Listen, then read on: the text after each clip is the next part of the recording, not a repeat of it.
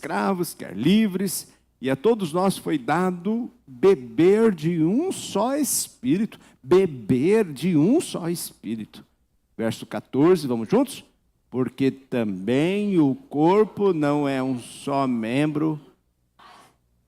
Amém? Podeis se assentar, que o Senhor complete a sua palavra em vosso coração. Quando nós olhamos para a igreja de Corinto, para a qual Paulo destina esta carta, ela foi uma das igrejas que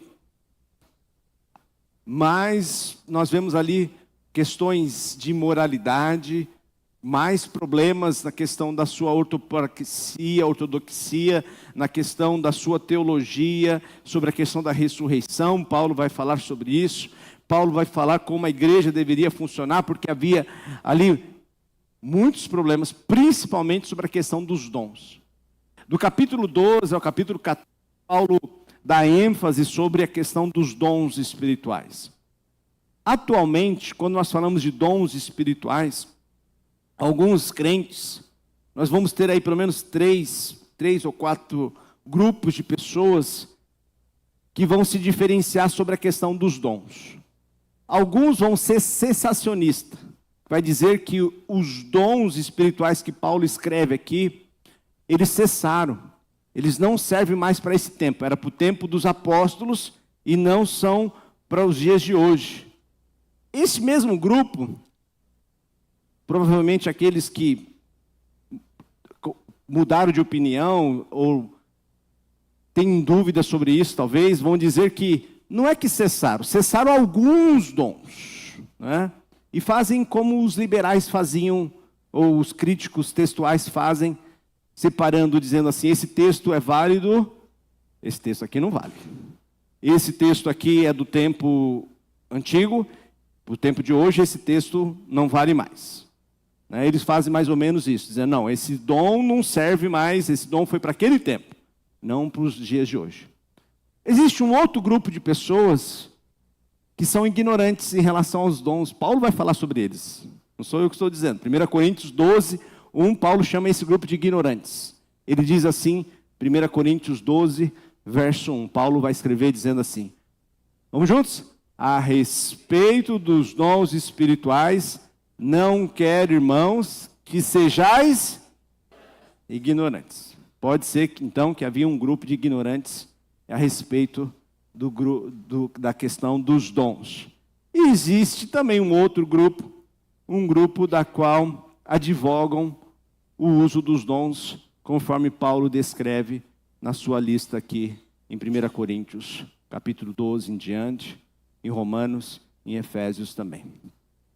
Mas para quê? Qual que é o propósito dos dons? Paulo escreve aqui no capítulo 12, no verso 7, que a manifestação do Espírito é concedida a cada um visando a um fim proveitoso.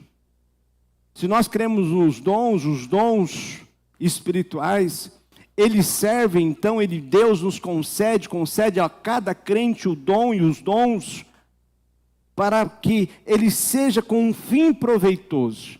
E essa palavra proveitoso aqui no grego é sufero, que significa carregar ou trazer junto, levar juntamente com ou ao mesmo tempo, carregar com outros, recolher ou contribuir a fim de ajudar, ser produtivo, ser útil. Então essa palavra no grego ela pode ser traduzida dizendo com esse fim, com esse propósito. Então um fim proveitoso, um fim da qual nós juntos, porque o dom não, ele serve exatamente para a edificação da igreja, com exceção de um que o Paulo vai falar mais para frente. Mas os dons, então, eles servem com um fim proveitoso, para ajudar, para contribuir, para ser produtivo. E para descrever este carregar junto, Paulo, então, usa a imagem da igreja como um corpo. Em 1 Coríntios 12, 12, então, ele diz, porque assim como o corpo é um e tem muitos membros, e todos sendo muitos, falando dos membros, cada membro, somos muitos, temos muitos membros no nosso corpo, mas é um corpo só, constitui um só corpo. assim também com respeito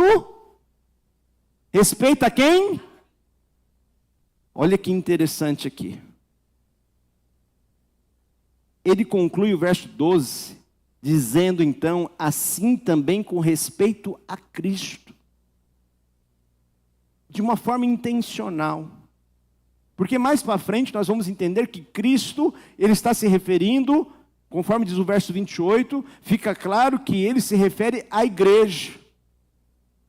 Contudo, não podemos perder a intencionalidade do apóstolo de demonstrar que a igreja não representa apenas um grupo de pessoas, mas a igreja representa o próprio Cristo. Assim com respeito à igreja, assim com respeito a Cristo. Porque a igreja não representa apenas um grupo ou a placa que está ali na frente. A igreja aqui na terra é o corpo de Cristo. E quando nós estamos dizendo que somos a igreja, que fazemos parte desse corpo, nós nos tornamos cristãos, quer dizer um Cristo menor, que quer dizer que eu e você, por onde andamos, a igreja, o Cristo está encarnado, o Cristo está vivo, o Cristo se faz presente aqui na terra, por meio da sua igreja. E nesta comunhão mística que há entre o cabeça da igreja e os membros, Paulo escreve lá em Gálatas capítulo 2, verso 20, ele diz, logo, já não sou eu quem vive. A compreensão de Paulo, logo, não sou eu quem vive, mas Cristo vive em mim. E esse viver que agora tenho na carne, vivo pela fé no Filho de Deus, que me amou e a si mesmo se entregou por mim. Paulo não descreve Cristo como um espírito qualquer que o captura para manipulá-lo ou fazer a sua vontade. Mas ele reconhece que vive por Cristo e Cristo vive nele, por causa da obra que Jesus fez. Conforme ele diz o verso 20, terminando, ele diz que me amou e a si mesmo se entregou por mim. Então Paulo vive por Cristo, Cristo vive em Paulo, entendendo que por causa da obra que Cristo fez por Paulo, Paulo então se entrega a Cristo e Cristo começa a viver por meio de Paulo, pela fé a cada dia, as suas decisões, as suas atitudes, vivendo pela fé para glorificar e viver Cristo aqui na terra. Por quê? Por causa da obra que Cristo fez por Paulo. Da mesma forma, nós como crentes, como cristãos, como membros do corpo de Cristo, precisamos entender da mesma forma que assim como Cristo viveu em Paulo, Cristo deve viver em cada um de nós, em nós, por meio de nós. Não é apenas o Espírito tomando controle e direcionando as nossas vidas, não, é nós nos submetendo à nossa vontade, o nosso querer a cada dia e fazer que Cristo viva em nós por meio das nossas ações, por meio das nossas atitudes, que aonde pisarmos nossos pés, Cristo esteja presente por meio das nossas vidas. Por quê? Porque reconhecemos aquilo que Cristo fez por nós. Conforme João vai dizer na sua carta, 1 João 4,19, ele diz assim, vamos juntos? Nós amamos porque Ele nos amou primeiro. Vivemos da maneira que vivemos, fazemos o que fazemos, porque reconhecemos o grande amor que nos alcançou. Se você acha que você não é amado, se você não é amada, é porque você não conheceu a obra de Cristo lá na cruz. Não conheceu a obra do Pai, enviando o seu único Filho por amor a mim e a você. Deixa eu dizer uma coisa. Antes de você vir ao mundo, você já era amado por Deus. Antes de você conhecê-lo, Ele te amou. Ele te amou. Esta obra de amor nos trouxe reconciliação, perdão dos nossos pecados. 1 Pedro 1,18 diz assim: sabendo que não foi mediante coisas corruptíveis, como prata, ouro, que fostes resgatado do vosso fútil procedimento que vossos pais vos legaram. Verso 19: mas pelo precioso sangue, como de cordeiro, sem defeito e sem mácula, o sangue de Cristo. Todos nós, por causa dos nossos pais, o pecado entrou no mundo com Adão e Eva, mas nós não somos culpados apenas pelo pecado de Adão e Eva, dos nossos pais. É verdade que eles nos legaram esse viver na carne, mas somos condenados por causa dos nossos pecados. Todos nós aqui somos pecadores. Todos nós, a Bíblia diz em Romanos 3,23, que todos pecaram e separados e carecem da glória de Deus. Os nossos pecados fazem distinção entre nós e o nosso Deus. Romanos 6,23 vai dizer que o salário do pecado é a morte. E o modo desse pecado ser pago é por meio da morte. Sem derramamento de sangue não há remissão de pecados, e Levítico vai mostrar, o livro de Levíticos mostra o sacrifício, os animais sendo ali mortos e o seu sangue sendo derramado sobre o altar, sobre o tabernáculo, aspergido o sangue, porque quando o sangue era derramado, de alguma forma se entendia, de alguma forma ali Deus estava apontando para aquilo que iria acontecer na pessoa de Jesus. Porque sem derramamento de sangue não havia perdão de pecados, porque o salário do pecado é a morte. E Deus então, sabendo que eu e você não poderíamos pagar esse preço, não teríamos condições de sair dessa situação de devedor, de condenado, Ele, por amor a mim e a você, por amor a este mundo, Deus envia o seu único Filho, o unigênito, para que todo aquele que nele crê não pereça, mas tenha a vida eterna. É a prova de amor. Quando olhamos para a cruz, nós que estávamos condenados não poderíamos ser libertos, sair desta condenação, mas quando Jesus toma o nosso lugar de morte, entregando-se ali no madeiro, por meio do seu sacrifício nós somos justificados, o culpado se torna inocente, e aquele que era inocente leva sobre si as nossas iniquidades, porque não foi por ouro, por prata, não foi preço nenhum que nós pudéssemos ajuntar aqui na terra, poderíamos sair da condenação de culpados, mas pelo precioso sangue de Jesus, como um de cordeiro, sem mancha, sem defeito.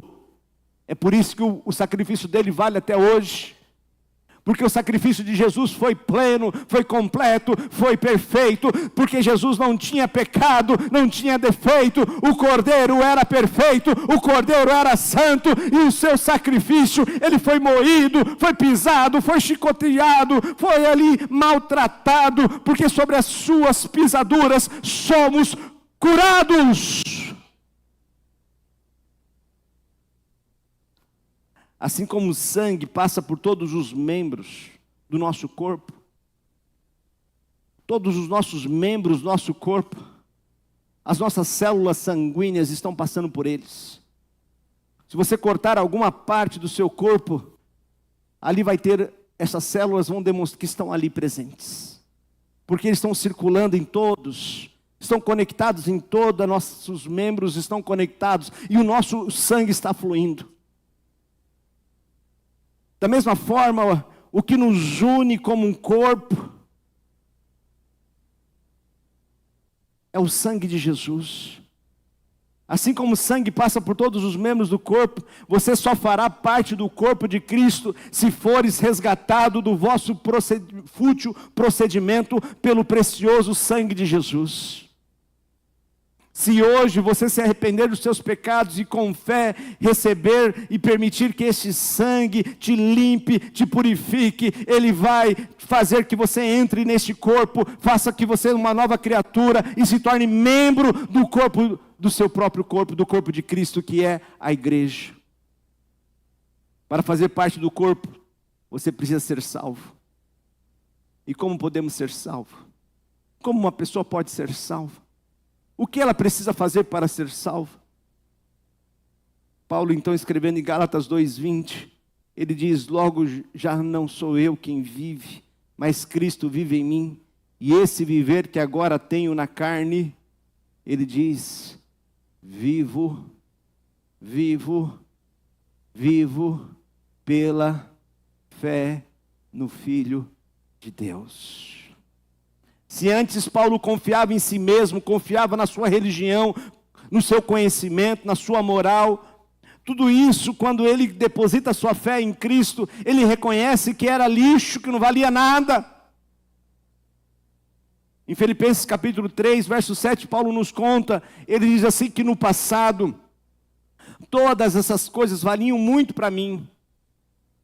Mas agora, por causa de Cristo, considero que não tem nenhum valor. Verso 8. E não somente essas coisas, mas considero tudo uma completa perda, comparando com aquilo que tem muito mais valor, isto é, o que é que tem muito mais valor?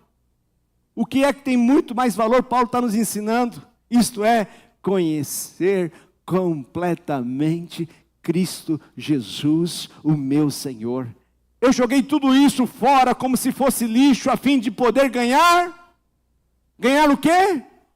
Cristo, e estar unido com Ele. Eu já não procuro mais ser aceito por Deus por causa da minha obediência à lei, pois agora é por meio da minha fé em Cristo que eu sou aceito. E essa aceitação vem de Deus e se baseia na fé. Para você ser salvo, não é seguir uma religião, não é andar em alguma lei, fazer isso, fazer aquilo. Tudo isso é consequência do novo viver, de amar a palavra de Deus, de viver por Cristo, em Cristo, aqui na terra.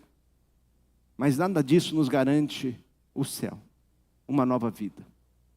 O que nos dá uma nova vida é abraçar, por meio da fé, a pessoa do nosso Senhor Jesus Cristo, a sua obra redentora, e por Ele viver aqui na terra. E o que é fé? A fé não é um sentimento, a fé não é uma experiência que você tem num dia e no outro dia não tem mais. A fé é todos os dias eu acordar pela manhã e ter a certeza, a convicção, a confiança que a obra de Jesus, ela é suficiente, foi suficiente para a minha salvação, para a minha eternidade, para a mudança da minha vida. A fé é a certeza das coisas que se esperam. A fé é eu confiar na obra redentora de Jesus Cristo, e que quando o diabo bater na porta e dizer assim, você é um pecador, você merece o inferno, você vai responder para ele, você tem razão, mas sobre a minha vida há uma obra muito especial, que é a obra de Jesus Cristo. A obra de Jesus Cristo. Aquilo que Jesus fez na minha vida, e por meio desta obra que Ele fez, eu sou aceito. Eu sou amado de Deus, eu sou amado do Senhor, porque pela fé eu abraço, eu recebo esta graça maravilhosa que o Senhor nos proporciona em Cristo Jesus. Nós não merecíamos, porque é uma graça, e ela é de graça, mas é o que nós precisávamos. Reconhecendo aquilo que eu preciso, a cada dia então eu acordo pela manhã e abraço pela fé a vida que o Senhor tem me dado. E a confirmação da sua fé vem acompanhado do recebimento do dom espiritual, que diz no verso 13, olha só o que diz o verso 13. Pois em um só Espírito, todos nós fomos batizados em um corpo. O verso 13 aqui nos fala de um batismo. Nós temos um alvo, nossa igreja vai completar 60 anos o ano que vem. Temos um alvo de batizarmos 60 pessoas nas águas ali no nosso batistério. 60 pessoas. Esse batismo nas águas, ele representa, ele é uma profissão de fé de uma pessoa que um dia entregou a sua vida a Jesus. Quando essa pessoa, ela é imersa na água, ela está apontando e dizendo para aqueles que estão assistindo que a sua vida foi sepultada. Sua vida mundana foi sepultada. Que ali ela morreu para o mundo. E quando ela é submersa das águas, assim como Cristo ressuscitou, ela está dizendo que ela nasceu de novo, ela teve uma nova vida, e agora ela vive no poder da ressurreição de Cristo, uma nova vida aqui na terra. Amém? Esse é o batismo nas águas. Mas nós acreditamos que existe um batismo que antecede a este, que é o que diz no verso 13. Fomos batizados em um corpo, um batismo em um só Espírito, o batismo do Espírito, o batismo do Espírito Santo. Esse batismo, ele é fundamental, ele é muito importante, porque a confirmação da sua fé vem acompanhada de um recebimento do dom espiritual. No verso 13 aqui, então, nos fala do batismo do Espírito, e também nos diz que é dado de beber. Então a confirmação que fazemos parte do corpo é pelo batismo. A confirmação que fazemos parte da igreja, do corpo, e quando eu digo igreja, não é apenas uma igreja institucional, mas é a igreja que congrega todos os santos de todos os tempos, de todas as eras, que um dia estará nas bodas do Cordeiro, um dia estará nos céus, amém? Falando desta igreja. É a confirmação de que fazemos parte do corpo, é pelo batismo. É evidente que não se trata do batismo nas águas, apesar de que ele seja hoje, seguindo então a nossa profissão de fé, de que você foi sepultado com Cristo e ressuscitado para uma nova vida. Mas é aquilo que Paulo escreve em Efésios capítulo 1, verso número 13. Ele diz assim: a mesma coisa aconteceu também com vocês, quando ouviram a verdadeira mensagem. Preste atenção nessa sequência, queridos. Quando ouviram a verdadeira mensagem, a boa notícia que trouxe para vocês, trouxe o quê? Então, como vem a salvação? Ouvir o quê? A boa mensagem, o evangelho. Então primeiro eu escuto, quando ouviram a verdadeira mensagem, boa notícia que trouxe a salvação a vocês, e o que vocês fizeram? Creram em Cristo. Então você ouve, você crê, e Deus pôs em vocês o quê? E Deus pôs em vocês a sua marca de propriedade. Quando lhes deu o quê? O Espírito Santo que ele havia prometido. Então no momento que você ouviu, que você creu, Deus entra na sua vida, te marcando, te selando, te enchendo da presença dele, te batizando com o Espírito Santo. Sabe quando o Espírito Santo vai sair da sua vida? Sabe quando você vai deixar de ser propriedade de Deus? Sabe quando? Nunca. Porque nesse momento, quando o Espírito Santo te batiza, ele te marca, ele te sela, ele faz fazer na sua vida, gerar em você uma nova vida. Isso nós chamamos de regeneração. Ele começa então a criar em você uma nova criatura, uma nova vida, um novo macho que iniciou a sua nova jornada, já velho, mas um novo macho, marcado, selado pelo Espírito Santo. E se eu me tornei filho de Deus, porque eu criei, eu exercitei a minha fé, eu nunca vou deixar de ser filho do meu Pai. Uma vez filho, sempre filho. E o que diz mais? Verso seguinte, Efésios capítulo 1, verso 13. O Espírito, vamos juntos? O Espírito Santo é a garantia de que receberemos o que Deus prometeu ao seu povo, e isso nos dá a certeza de que Deus dará a liberdade completa aos que são seus. Portanto, louvemos a sua glória. Aleluia! Louvado seja Deus. No século XX,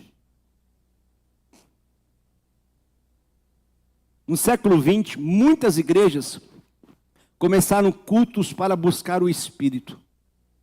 Infelizmente, muitos desses grupos se tornaram piores do que as pessoas descrentes, pois a vontade de encher-se de algo em vez de encontrar o Espírito Santo, foram cheios de espíritos malignos. Quantas pessoas em busca, em vão de ficar cheios de algo, entraram numa igreja, em vez de ser cheios do Espírito Santo, foram cheios de espíritos malignos. E eram pessoas, pareciam santas no domingo, mas chegavam na segunda-feira, no seu trabalho, na comunidade, eram verdadeiros demônios. Traíam a esposa, o marido, compravam e não pagavam. Antigamente, quando você era crente, você dizia que era crente, a pessoa dava a chave da sua casa, alugava a casa, não precisava nem assinar contrato. Agora, quando se ouve a palavra crente, tem que assinar 3 ou 4 vezes. Porque, infelizmente, um monte de gente cheia de demônios, de malignidades, e achando que são crentes. Não tem outra área da vida cristã tão séria, que precisa de investigação e cuidado, para que no afã de se encher, possa buscar uma realidade espiritual boa. Romanos 8, verso 9, nos ensina: vocês, porém, não vivem como manda a natureza humana, mas como o Espírito de Deus quer. Vamos juntos? Se é que o Espírito de Deus vive realmente em vocês. Quem não tem o Espírito de Cristo, não pertence a Ele. Outra evidência que você faz parte do corpo, é que você se relaciona com Deus, não por causa somente das suas necessidades materiais, físicas, biológicas, mas para beber da fonte da vida, e nele ser fortalecido, capacitando a viver a vida cristã plena, abundante, que Deus tem para nós aqui na terra. E é o que Paulo escreve aqui no verso de número 13. Voltando 1 Coríntios 12, 13. Pois em um só Espírito, todos nós fomos batizados em um corpo, quer judeu, quer gregos, quer escravos, quer livres. Vamos juntos?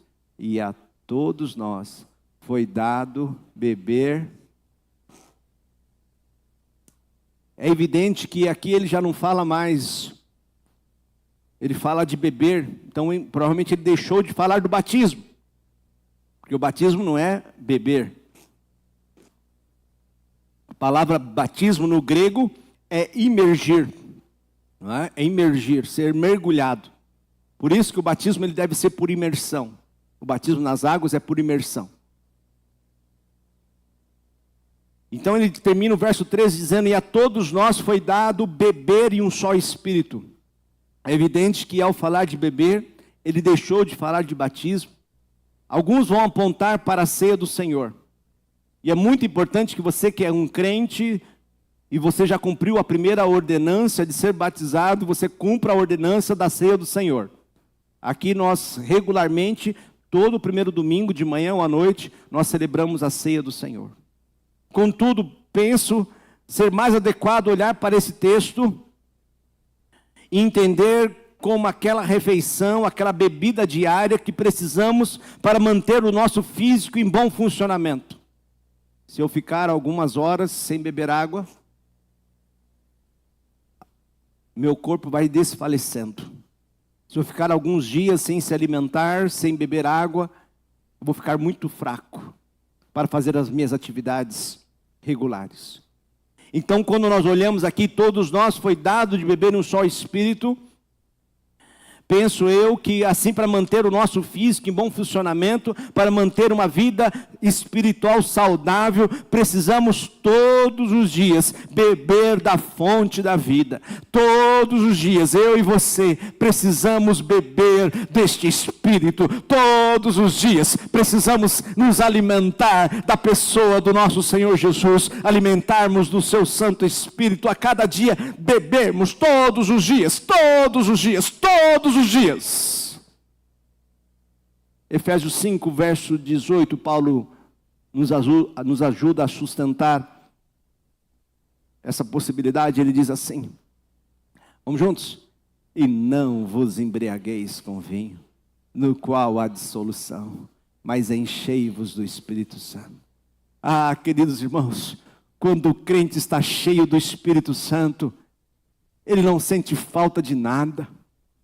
Pode perceber que toda vez que você está angustiado, toda vez que você sente falta de alguma coisa, é provável que o Salmo 23:1 deixou de ser uma verdade para você. Lembra o que está escrito lá no Salmo 23:1? Obrigado. Era para saber se eles sabiam, né? Mas tá bom. O Senhor é o meu pastor e não vou ter falta de nada. E a cada dia, para que talvez há algo no meu coração que está me trazendo insatisfação, algo que está incompleto. Então todos os dias eu tenho que ir nesta fonte, todos os dias eu tenho que ir aos pés do Salvador e pedir, Senhor, me encha, me complete, porque a sua presença tem muito valor, estar na tua presença tem muito valor conhecer a Cristo e viver o poder da ressurreição, saber que a minha carne não me domina mais, saber que os meus pecados não me dominam mais, mas hoje eu sou liberto, eu sou lavado e remido no sangue do Cordeiro, para viver uma nova vida. Mas você só consegue viver essa vida vitoriosa em Cristo se você estiver cheio do Espírito Santo. E para viver uma vida cheia do Espírito Santo, Paulo diz aqui no verso 19, Efésios 5:19, então ele diz, como nós nos enchemos do Espírito Santo, ele diz, falando, vamos juntos? Falando entre vós com salmos, entoando e louvando de coração ao Senhor, com hinos e cânticos espirituais. Você já tentou fazer fofoca de alguém cantando hino? Já tentou fazer fofoca entoando louvores? Sabe aquele momento que a tentação chega na sua mente, começa a te perturbar? Lance a palavra de Deus.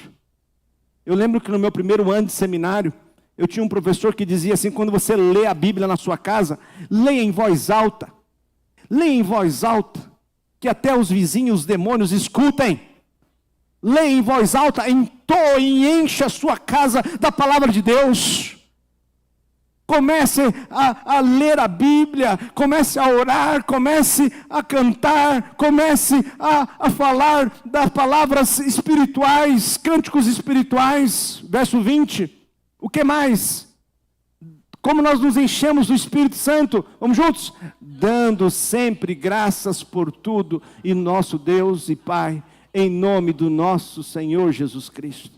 Você acha que uma pessoa que murmura o dia inteiro, critica todo mundo o dia inteiro, fala mal de todo mundo o dia inteiro, essa pessoa está cheia do Espírito Santo?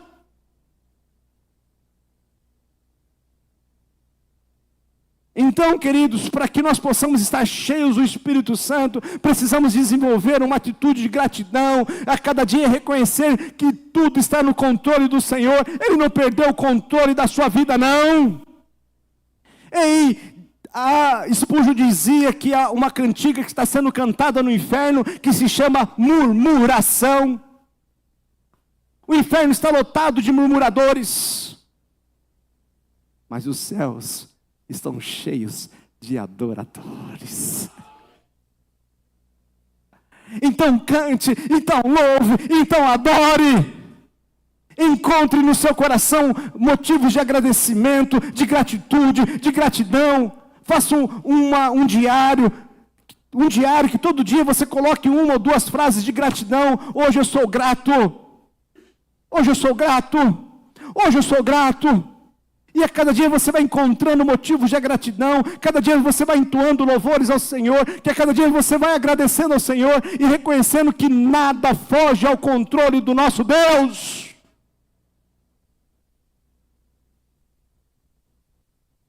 E ele termina o verso 21, como nós podemos estar cheios do Espírito Santo. Ele diz, vamos juntos? Sujeitando-vos uns aos outros no temor de Cristo. Mas o que tem a ver isso com estar cheio do Espírito Santo, pastor?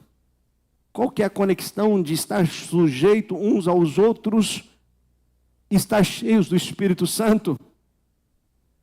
Quando nós olhamos para o verso 21, ele fala de outros.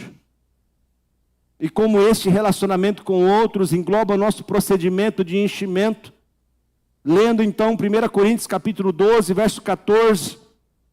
Fazendo uma conexão aqui, Paulo escreve então em 1 Coríntios 12, verso 14. Ele diz, porque também o corpo, vamos juntos? Porque também o corpo, mas muitos. O que tem a ver então sujeitarmos uns aos outros para estarmos cheios do Espírito Santo?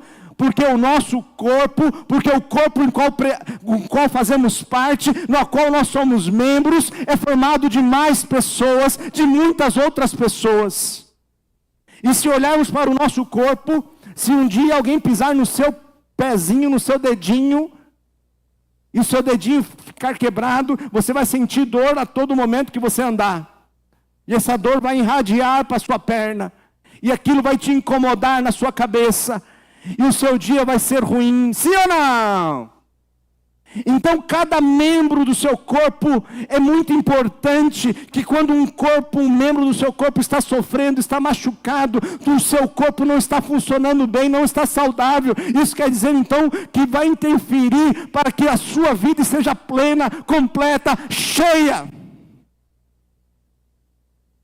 E nós estamos aqui de uma forma mística, numa forma na qual o Senhor, por meio do seu Santo Espírito, e que o seu sangue um dia passou por cada uma das nossas vidas e nos conectou no seu corpo, que é a igreja do Senhor Jesus. Entenda isso, entenda isso.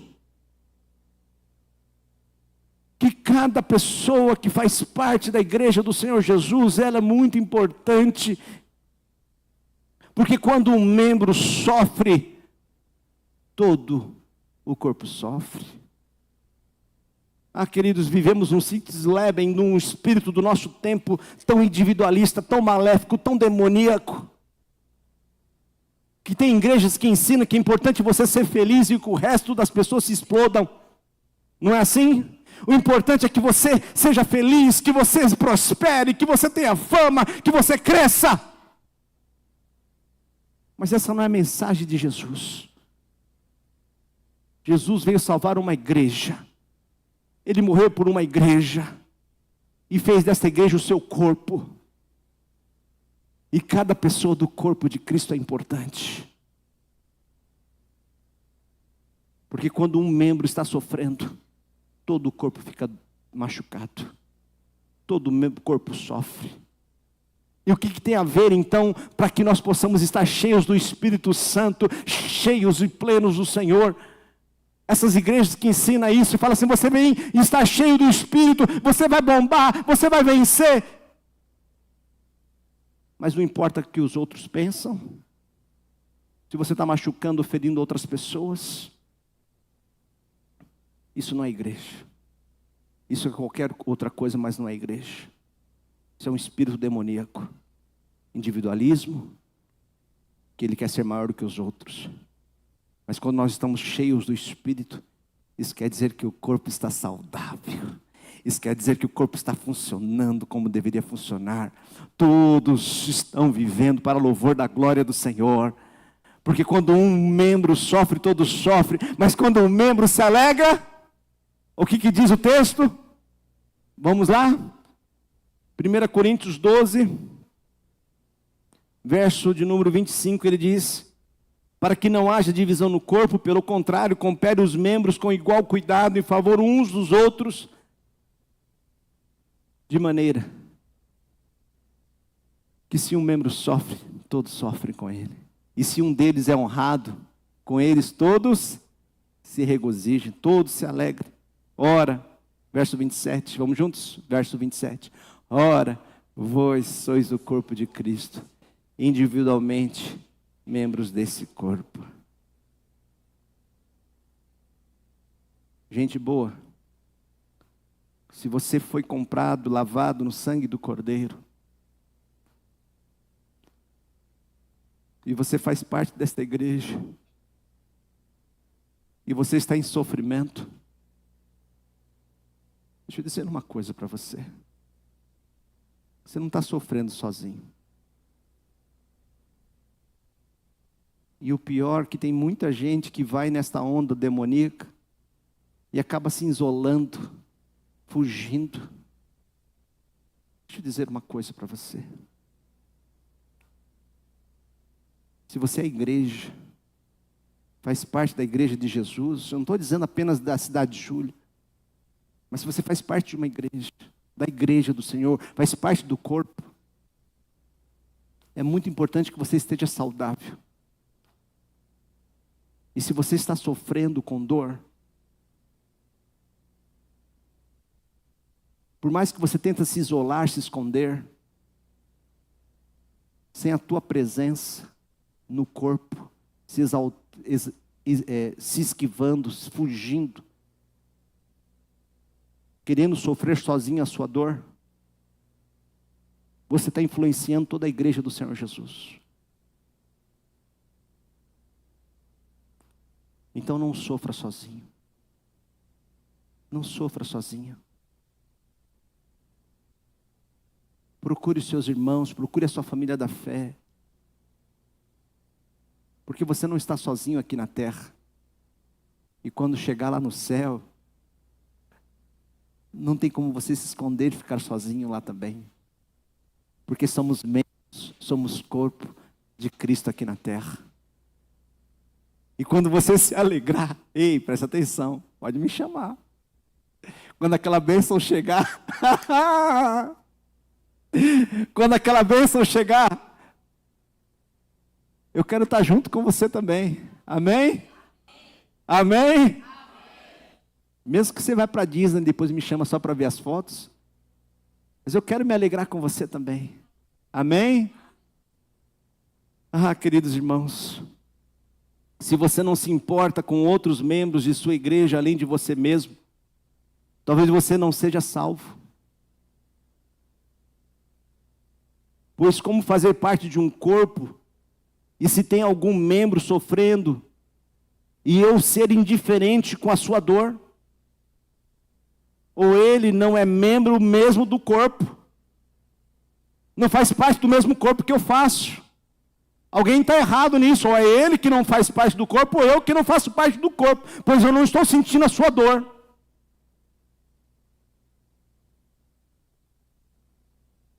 E ao contrário também, como não se alegrar com aquela alegria do membro que está saudável e abençoado, pois na sua bênção, eu também me alegro, pois estamos no mesmo corpo. A satisfação em Cristo é essencial na caminhada cristã, porque define a nossa alegria, o nosso contentamento e propósito, independente das circunstâncias externas. Quando encontramos a nossa satisfação nele, evitamos buscar as coisas temporais que aqui só Deus pode nos dar. Se você está insatisfeito, se você está angustiado, se você está procurando algo, está dizendo assim, não está me faltando alguma coisa para eu ser pleno, para eu ser completo. Se você se encontra triste, angustiado, deixe eu dizer uma coisa na sua vida, que hoje Jesus seja suficiente para satisfazer o seu coração e trazer a alegria dos altos céus, e você sair daqui alegre, sabendo que Jesus te salvou, e que você é dele, e que ele é o seu Senhor e Salvador. Como o salmista diz no Salmo 16, verso 11, tu me mostra o caminho que leva à vida. Vamos juntos? A tua presença me enche de alegria e me traz felicidade para sempre. Que a alegria do Senhor, que é a nossa força. O Senhor está presente aqui hoje. Amém? E que Ele possa encher você dessa alegria, te levar por esse caminho da vida, que te conduz à felicidade, que conduz à alegria. O mundo oferece prazeres momentâneos, mas apenas Cristo dá alegria duradoura e plena. Quem se satisfaz em Cristo não vive em busca de validação externa, porque sabe que já foi aceito por Ele, por meio do sangue de Jesus. Salmo 73, o salmista diz no verso 25, no céu, eu só tenho a Ti. E se tenho a Ti, que mais poderia querer na terra? Se você tem a Cristo, Cristo é suficiente para hoje e pelo amanhã, porque eu sei que um dia eu estarei com Ele. Verso 26, ainda que a minha mente e o meu corpo enfraqueçam. Vamos juntos? Deus é a minha força, Ele é tudo que sempre preciso. Mais uma vez, Deus é a minha